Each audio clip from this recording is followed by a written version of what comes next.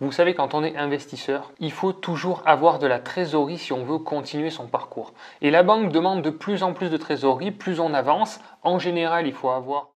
Ce qui nous intéresse pour dégager finalement de la trésorerie, c'est la partie capital net. Donc c'est cette colonne-là. Alors vous voyez, il y a des biens qui sont en négatif. Et donc là, on se retrouve avec une plus-value de 47 000 euros. De 47 000 euros de plus-value. Alors ça fait mal, ça pique. Et oui, quand on gagne de l'argent, il faut payer un peu d'impôts. Alors bonjour à tous, bienvenue dans cette nouvelle vidéo. Je suis très heureux de vous retrouver une nouvelle fois pour une vidéo encore différente de celle que j'ai l'habitude de faire où on est sur le terrain. Puisque je viens de faire une opération intéressante que je voulais vous partager. C'est quelque chose que je réfléchis depuis pas mal de temps et c'est quelque chose qui risque aussi de vous arriver au bout d'un certain temps parce que quand on est investisseur, au bout d'un certain moment, on commence à capitaliser et il peut y avoir un intérêt à se racheter des biens que l'on possède. Alors dans cette vidéo, je vais vous expliquer comment j'ai procédé, quelle est ma stratégie, pourquoi j'ai pris cette décision et surtout vous éviter de faire des erreurs que j'ai pu faire aussi dans cette demande de financement puisque je me suis racheté pas un mais deux immeubles à moi-même.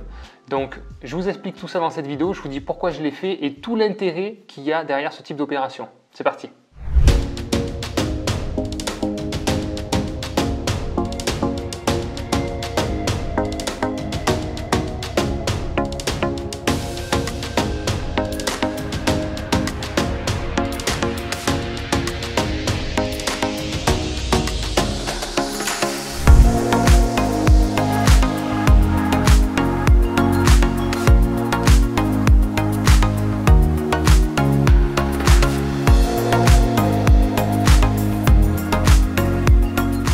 Bienvenue à tous ceux qui arrivent sur ma chaîne YouTube. On est de plus en plus nombreux. Merci à tous ceux qui nous rejoignent.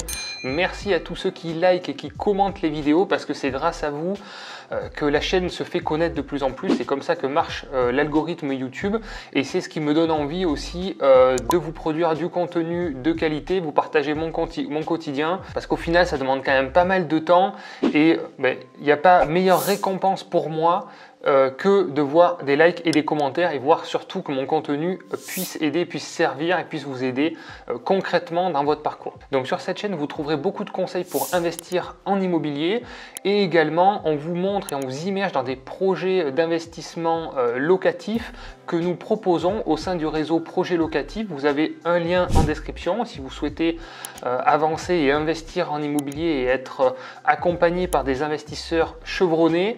On est actuellement 120 multi-investisseurs sur toute la France et on vous propose des projets d'investissement rentables clés en main, que ce soit dans des projets de colocation, location courte durée, mais principalement sur les immeubles de rapport qui sont plus notre spécialité. Si vous êtes intéressé par ce genre de service, vous avez un lien en description, il suffit de nous mandater et vous serez en relation avec un conseiller qui pourra s'occuper de votre recherche et vous présenter des biens qui sont adaptés à votre situation.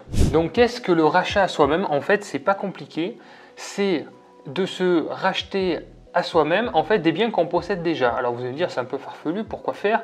Alors dans mon cas, ce qui est intéressant, c'est de pouvoir se racheter des biens que je détiens en nom propre et se les racheter dans une SCI à l'impôt sur les sociétés. Alors vous allez me dire mais pourquoi faire ça? Alors vous allez voir, il y a pas mal de raisons sur différents points. Le premier évidemment que vous allez vous imaginer, et c'est tout à fait normal, c'est le point qui nous intéresse en tant qu'investisseur, c'est de générer du cash et de la trésorerie. Mais attention, c'est pas quelque chose à dire et à mettre en avant au niveau de la banque, je vous explique ça un peu plus tard. Vous savez, quand on est investisseur, il faut toujours avoir de la trésorerie si on veut continuer son parcours. Et la banque demande de plus en plus de trésorerie, plus on avance. En général, il faut avoir au moins un an de loyer de côté.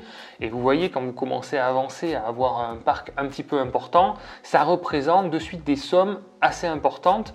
Et donc, le cash, c'est le plus important. Et aujourd'hui, c'est quelque chose qui est demandé d'une manière classique quand on veut emprunter à la banque. Ce n'était pas quelque chose d'obligatoire avant et maintenant on se rend compte que 80-90% des dossiers sont acceptés, validés que si vous mettez de l'apport finalement. Donc on se rend compte que le cash c'est vraiment quelque chose d'important et encore plus dans cette période où on arrive de crise financière où celui qui va avoir de la liquidité va pouvoir aussi bénéficier des opportunités qui se présentent. Alors pour moi, s'il y a vraiment un moment où il faut avoir de l'argent disponible, c'est maintenant. Donc dans cette vidéo, je vais être totalement transparent avec vous. Je vais vous montrer une partie de mon tableau patrimonial avec certaines informations parce que j'aime bien tout dire sur cette chaîne et essayer d'être le plus transparent possible, même si c'est pas toujours évident sur internet parce que forcément il y a de plus en plus de personnes qui regardent les vidéos et effectivement c'est difficile d'être totalement transparent. Cependant, j'ai vraiment envie, moi, dans un esprit de sincérité, de vous montrer un maximum d'infos. Donc je vais vous partager une partie de mon tableau patrimonial et on va regarder ensemble quel projet choisir finalement pour dégager du cash. Alors on se retrouve derrière l'écran et effectivement, comme vous pouvez voir, donc c'est une partie des biens que je possède à titre personnel. Vous voyez une partie de mon tableau qui permet aussi de prendre des bonnes décisions parce que quand on est investisseur, on a besoin aussi de réfléchir à sa stratégie patrimoniale et c'est très important de se poser, de réfléchir à ce qu'on fait, de prendre un peu de recul, de regarder les chiffres, qu'est-ce qui se passe en détail et pouvoir éventuellement prendre des bonnes décisions. Et puis c'est comme tout en fait, ça décante au fur et à mesure, plus on regarde les tableaux et plus on se dit tiens, je devrais faire ci, je devrais faire ça. Voilà. Donc là, clairement, tout ça, ça correspond à peu près à des immeubles. Évidemment, la première partie, c'est ma résidence principale. Et ensuite, ce qui nous intéresse pour dégager finalement de la trésorerie, c'est la partie capital net. Donc c'est cette colonne-là. Alors vous voyez, il y a des biens qui sont en négatif. Pourquoi? Parce qu'il y a des biens sur lesquels je me suis positionné et qui pour l'instant, alors moi je mets des valeurs estimatives en dessous des prix du marché pour plutôt avoir une bonne surprise si j'ai une décision à prendre. Le but c'est pas de se mentir à soi-même, mais c'est d'avoir les bons chiffres et d'avoir toujours une bonne surprise, qui peut le plus, peut le moins. Enfin, en tout cas c'est comme ça que je le vois. Même si au fond de moi, je pense que j'ai toujours bien acheté et que si je revends, je récupérerai au moins ma mise. Et on sait que quand on achète avec les frais de notaire, les frais annexes et tout ça. Normalement, ça s'absorbe, mais je suis capable, moi, de me positionner par rapport au remboursement du capital, même si je suis un petit peu en négatif. On sait très bien que même si, là, par exemple, sur ce projet, je suis à moins de 30 000 €, par rapport au remboursement du capital, en 2 ans, si vous voulez, je suis à l'équilibre financier. Donc moi, je fais jouer le temps en ma faveur, c'est surtout le passage à l'action massif qui va faire la différence, plutôt que targiverser comme ça pendant des mois et des années sur l'affaire du siècle. J'ai fait des affaires du siècle, mais j'ai fait des affaires aussi moyennes, moins bonnes, et je le reconnais, ça ne me pose pas de problème, parce que même si j'ai payé 20 ou 30 000 € de plus sur un immeuble, comme je vous l'ai dit, au bout d'1 an ou 2, le capital est amorti, et au final, j'ai fait que perdre 1 an ou 2, mais je suis surtout passé à l'action et ça se rattrapera parce que moi, c'est des immeubles que je veux garder, la plupart que je veux transmettre. C'est vraiment une dynamique patrimoniale et familiale que je fais. Donc pour moi, ça ne me dérange pas trop de perdre 1 an ou 2. Voilà, j'essaie de vous immerger un peu dans ma réflexion pour que vous puissiez aussi avoir cette vision et vous faire passer à l'action. Donc ce qu'on peut voir, c'est qu'effectivement, à part la résidence principale que je veux garder, on a plusieurs biens qui sont différentiels positifs. Donc on a par exemple ce bien qui a un différentiel de 130 000 €. Donc on pourrait se dire, c'est celui-là qu'il faut vendre, évidemment. Mais vous allez voir que ce n'est pas si simple que ça. Et on a ces deux biens, alors ça c'est les 2 premiers immeubles, c'est finalement ceux que je vais me racheter, c'est les 2 premiers immeubles que j'ai achetés en 2013 et 2014, qui ont un capital net qui est assez intéressant. Mais voilà, au départ j'étais parti sur celui-là et finalement vous allez voir que c'est pas forcément le plus intéressant. Donc là faites attention parce qu'il y a des chiffres un peu en négatif, en cash flow négatif. Par exemple celui-ci, c'est parce qu'il n'est pas loué. Pour l'instant c'est un bureau, donc je m'en sers à titre gratuit, donc il n'est pas loué. Voilà, petites choses comme ça, mais ça m'arrive d'être, vous voyez, un petit peu en négatif et ça ne me pose pas de problème. Ça vous donne une idée du cash flow généré annuel sur quelques-uns de mes immeubles. C'est pas fou, mais à chaque fois on est en positif et ça génère quand même de la trésorerie, ça permet d'entretenir le bien, mais c'est surtout qu'on rembourse quand même du capital net, comme je vous le dis à chaque fois, c'est vraiment ça qui m'intéresse. Sur cette liste de biens, on est à 15 000 € de mensualité, donc je rembourse, on va dire, par rapport au taux d'intérêt, un peu plus de 12 000, donc 150 000 € par an de capital, sachant que c'est qu'une partie des biens qui m'appartiennent. Maintenant, je vais vous expliquer pourquoi je n'ai pas choisi l'immeuble qui générait le plus de trésorerie. On se retrouve directement sur le site de la SARF pour calculer la plus-value. Voilà, si vous ne connaissez pas ce site, c'est le site officiel qu'utilisent les notaires pour calculer la plus-value. C'est très simple à utiliser et bien sûr, au moment de la revente, c'est une donnée qui est essentielle à prendre en compte, c'est combien on va payer de plus-value. Si vous ne payez pas de plus-value, c'est que vous avez fait de mauvaises affaires, mais je ne pense pas, si vous suivez cette chaîne, vous allez forcément faire de la plus-value. Donc, clairement, là, j'ai rentré les données justement de l'immeuble où il y avait 130 000 € de différentiel. C'est un immeuble que j'ai acheté en 2018. Voilà, là, je revendrai, donc on est en 2022. Le prix de vente serait de 260 000 €. C'est un immeuble que j'avais acheté 130, donc on se rend compte qu'il y a bien un différentiel de 130 000. Bon, j'avais fait quelques travaux, etc. C'est pour ça que le capital restant dû était un petit peu au-dessus avec les années qui ont passé. Bref, on a une plus-value nette imposable de 120 000 € et sans aucun abattement de durée de détention, puisque effectivement ça fait moins de 5 ans, sinon on a un forfait travaux qui s'applique de 15% qui permet d'effacer un petit peu de plus-value. Mais les travaux que j'ai fait pour cet immeuble, et je suppose que c'est quelque chose que vous faites aussi, c'est tout à fait normal quand on est investisseur, quand on a un bien en nom propre, même en SCI, on le déduit fiscalement. Et donc quand on déduit les travaux fiscalement, on ne peut pas les déduire une nouvelle fois au moment du calcul de la plus-value. Si vous ne les avez pas déduits par contre fiscalement sur vos déclarations de revenus, vous allez pouvoir les réintégrer au moment de la plus-value. Mais en général, on les a déduits pendant la durée de détention. Donc ce qui est intéressant, c'est de bénéficier du taux de 15% au-delà de 5 ans de détention. Ce qui n'est pas le cas pour cet immeuble. Et donc on se retrouve avec de l'impôt sur le revenu et des prélèvements sociaux. Je vous ai fait une vidéo sur le sujet qui cartonne. Franchement, je suis vraiment très content parce que c'est une vidéo qui m'a demandé beaucoup de travail sur la fiscalité immobilière. Vous regardez sur ma chaîne si vous ne l'avez pas vu, formation en fiscalité immobilière. C'est une vidéo qui dure plus d'1 heure. Je l'ai simplifiée pour que vous compreniez tous les régimes et on quadrille les différents régimes avec un bien et on descend au fur et à mesure et vous voyez petit à petit la fiscalité suivant les différents régimes. Voilà, je suis assez fier de cette vidéo, donc n'hésitez pas à aller la voir si vous l'avez pas vue. Et donc là on se retrouve avec une plus-value de 47 000 €. De 47 000 € de plus-value. Alors ça fait mal, ça pique. Et oui, quand on gagne de l'argent, il faut payer un peu d'impôt. Alors je ne suis pas contre payer de l'impôt parce que j'en paye énormément. Mais l'idée, c'est de ne pas en payer trop.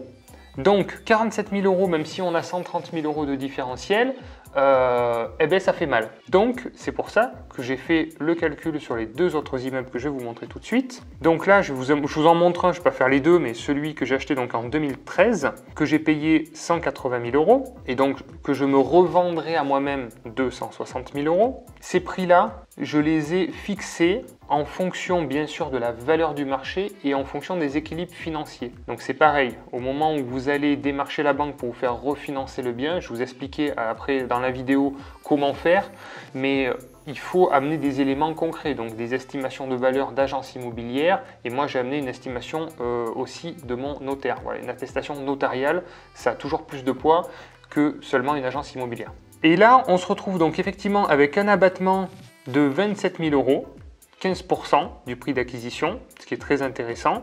Et donc on se retrouve avec une plus-value de 12 000 €, ce qui est beaucoup plus absorbable que 47 000 €, quasiment 50 000 €, ça fait très mal. Sur l'autre immeuble, je ne vous refais pas la démo, sur l'autre immeuble, on est à un peu plus cher, on est à un peu plus de 18 000 € de plus-value.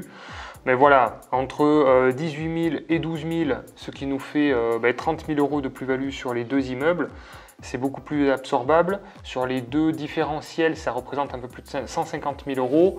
On a 30 000 € sur 150 000 €. Vous avez compris que c'est surtout grâce à la durée de détention où ça nous permet de bénéficier d'abattement. Donc une fois qu'on a identifié ça, la question s'est posée aussi de le revendre à un autre investisseur. De se dire, bon, ok, là j'ai de l'argent à récupérer, pourquoi pas le vendre finalement à un investisseur? Et il y en a beaucoup qui font ça, je trouve ça très bien aussi. Je me suis posé la question, mais moi, comme vous avez compris, c'est une optique patrimoniale et durable, c'est quelque chose que je veux garder et que ça génère finalement des revenus par la suite et que ça profite aussi à ma famille. Finalement, c'est quelque chose que je veux conserver. Donc, je pense que j'aurais vendu à un particulier un petit peu plus cher et moi, je me le suis racheté au prix, au juste prix, au prix de l'équilibre financier. Donc ça, c'est des choix personnels. Moi, je crois en l'immobilier dans le temps, je crois à l'immobilier locatif et je pense que dans le temps, c'est vraiment un vecteur d'enrichissement qui est fou et donc je souhaite conserver. Je suis quand même attaché un petit peu émotionnellement, mais surtout financièrement à mes biens. Donc maintenant qu'on a dit ça, eh bien, il faut trouver une banque. Donc qui voir pour faire cette opération? C'est des opérations un petit peu délicates. Je sais que les banques n'aiment pas trop ça. Donc je suis allé voir tout simplement ma banque qui m'a financé ces projets pour leur présenter finalement le projet de rachat. Alors ça ne s'est pas fait tout à fait comme ça, c'est-à-dire que lors d'un rendez-vous bancaire classique, j'ai essayé de glisser, de tâter le terrain pour voir un petit peu quelle était la sensibilité de la banque par rapport à ces sujets, parce qu'il y a assez peu de banques qui acceptent comme ça de faire des rachats. Et donc je lui ai expliqué clairement que moi j'avais besoin de dégager de la trésorerie et que j'aurais aimé voilà, faire un rachat dans le cadre d'une SCI, tout ça. Et là clairement, voilà, c'est clairement l'erreur à pas faire. Le mot se dégager de la trésorerie, la banque évidemment elle n'est pas là, et elle m'a répondu clairement, n'est pas là pour vous générer du cash ou vous générer de la trésorerie. On est là pour vous accompagner dans une optique financière globale patrimoniale, mais pas là pour vous générer de l'argent. Et effectivement, c'est exactement pareil quand vous faites un différé, quand vous faites des travaux, vous avez des différés de financement, de prêt. Et effectivement, l'argument quand vous demandez un différé, surtout, il ne faut surtout pas dire que vous êtes là pour générer de l'argent, pour vous faire de la trésorerie. Vous faites un différé parce que vous avez des travaux, vous avez besoin de souplesse pour avoir le temps de bien faire les travaux, de bien suivre, de mettre en place les locataires, mais surtout pas de vous générer du cash. Voilà, donc il faut comprendre en fait le discours de la banque pour l'adapter et parler le langage en fait du banquier tout simplement. Alors ensuite, je suis revenu voir du coup la banque avec un dossier beaucoup plus complet pour voir un petit peu son approche. Et là, j'ai pris un rendez-vous et j'ai présenté mon projet sous différents angles qui étaient beaucoup plus adaptés et appropriés finalement. Donc, avec mon avocat en droit fiscal, je vous conseille d'avoir un avocat en droit fiscal, c'est vraiment top. Quand vous en avez un bon, c'est vraiment un bon appui pour développer son patrimoine. On a monté un dossier aussi et des justificatifs de rachat dans le cadre d'une SCI à l'impôt sur les sociétés sous différents aspects. Le premier, c'est l'aspect fiscal, parce que c'est des immeubles que je détiens depuis longtemps, en nom propre, et effectivement, j'ai plus trop de déductions fiscales. Donc effectivement, au bout d'un moment, la fiscalité va arriver. Donc premier aspect, l'aspect fiscal. Deuxième aspect, l'aspect patrimonial.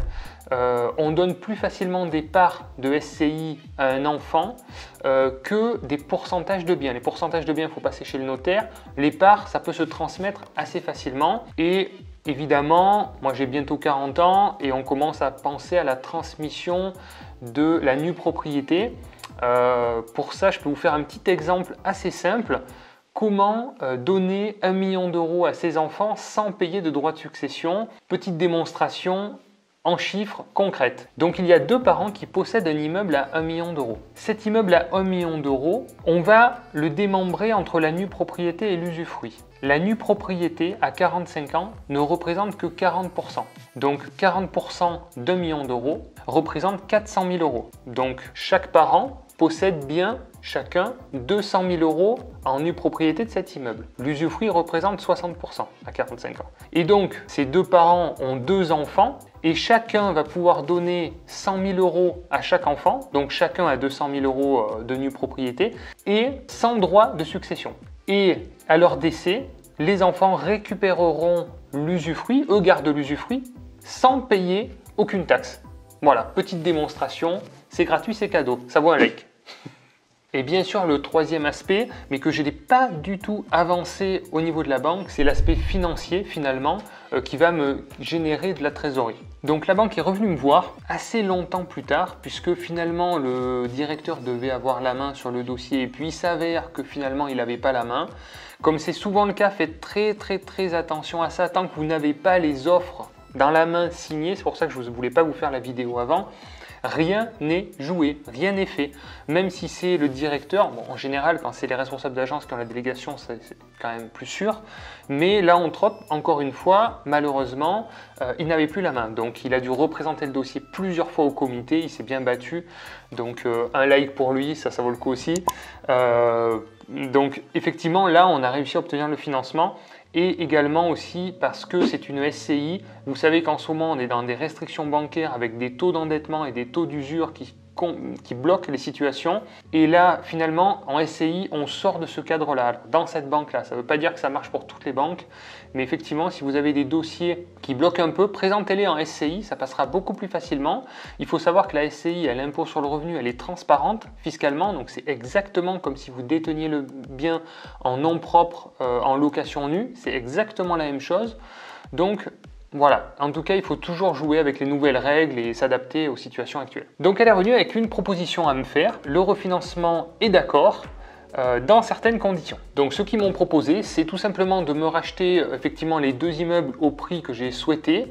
Je vais vous montrer ce que ça donne financièrement, mais effectivement que j'amène moi par contre les frais de notaire, les frais de dossier et les frais d'hypothèque en apport, et quelques conditions en contrepartie. Donc les autres conditions, ça a été également, puisqu'ils ne sont pas bêtes, ils ont compris que ça allait me générer de la trésorerie, de placer une partie de cette trésorerie, donc eux ils ont estimé à peu près 50% de cette trésorerie en assurance vie chez eux, dont une petite partie en nantissement. Le nantissement, si vous ne connaissez pas, c'est de l'argent qui est bloqué pendant une durée déterminée. Donc là, c'est un nantissement par contre jusqu'à la fin d'épuisement du crédit, mais j'ai déjà fait des nantissements, donc des blocages de sommes à des durées limitées, 2 ans, 3 ans, 5 ans, ça m'est déjà arrivé.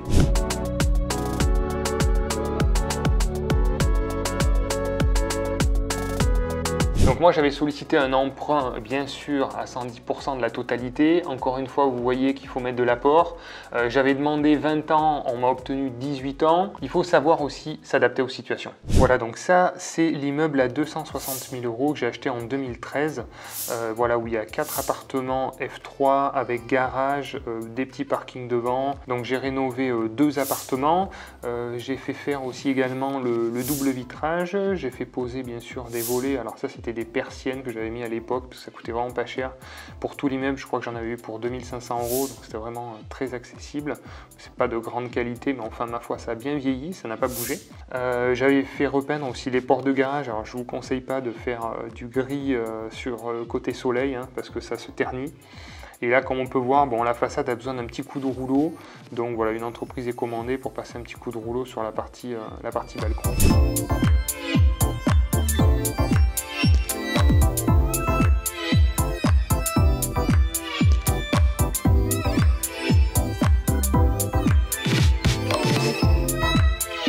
Voilà, et donc ça c'est l'immeuble à 235 000 € donc que je me rachète avec 3 appartements. Il y a un appartement F3 au rez-de-chaussée et 2 F4. Ce qui est intéressant, c'est qu'il y a des garages et des jardins sur la partie arrière, ce qui est assez rare sur un immeuble. Donc là, cet immeuble par contre est entièrement rénové, même la toiture a été refaite. Alors visuellement, je vous l'accorde, c'est pas le plus beau des immeubles, mais pourtant ça se loue très bien, les apparts sont bien rénovés, l'immeuble n'est pas trop mal placé, ça fonctionne vraiment très très bien. Donc dès qu'on a des produits de qualité à proposer, ben, comme à chaque fois, ça fonctionne très bien.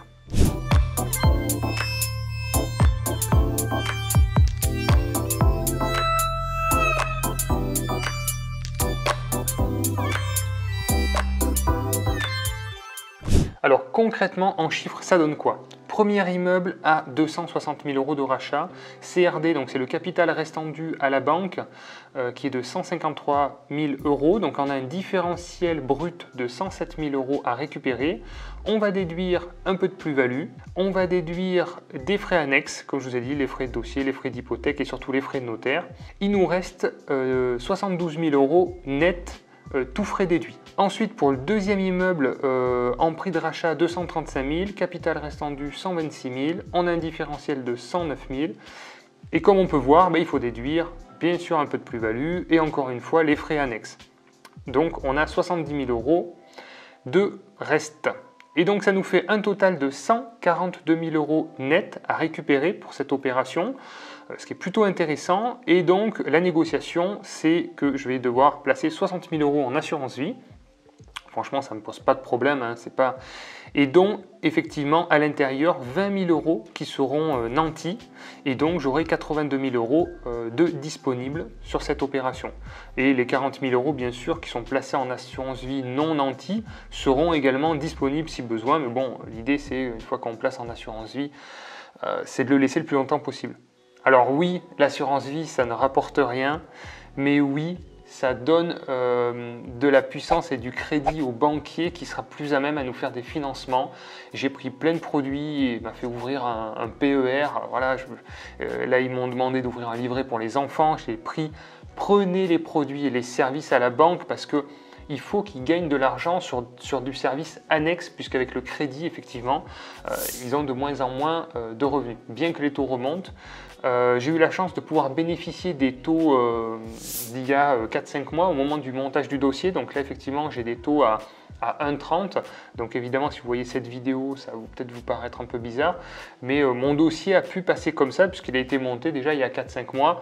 Donc ça, c'est vraiment cool. Autre chose que j'ai aussi demandé, c'est les indemnités de remboursement anticipé à 0. Donc il n'y a eu aucun problème pour ça puisque c'est un refinancement dans la même banque. Mais attention, si vous faites un rachat dans une autre banque concurrente, il faudra déduire également les indemnités de remboursement anticipé qui sont soit de 3%, soit de 6 mois d'intérêt. Voilà. Et de suite, sur des montants comme ça peut représenter des sommes importantes. Voilà, j'espère que vous avez aimé cette vidéo. Si c'est le cas, allez-y, mettez un petit like dans cette vidéo, mettez votre meilleur commentaire pour titiller un petit peu l'algorithme YouTube. Merci à tous d'avoir regardé cette vidéo et puis on se retrouve très vite pour de nouvelles vidéos. Ciao!